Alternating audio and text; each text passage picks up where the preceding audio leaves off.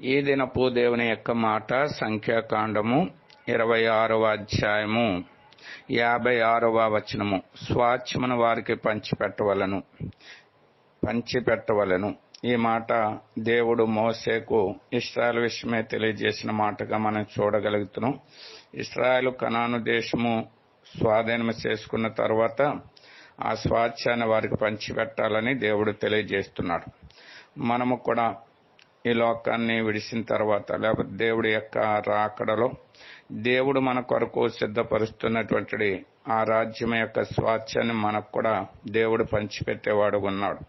లేఖనాలు తెలియజేస్తూనే వాని క్రియలు చొప్పున ప్రతి వానికి నేను సిద్ధపరిచిన జీతము నా యొద్ద ఉన్నదని తెలియజేస్తున్నా. కాబట్టి అది మనము పొందినప్పుడు మనకు ఆనందము, సంతోషము కలుగుతుంది. కాబట్టి దేవుడు మన కొరకు సిద్ధపరిచిన స్వాస్థ్యాన్ని పొందడానికి మనం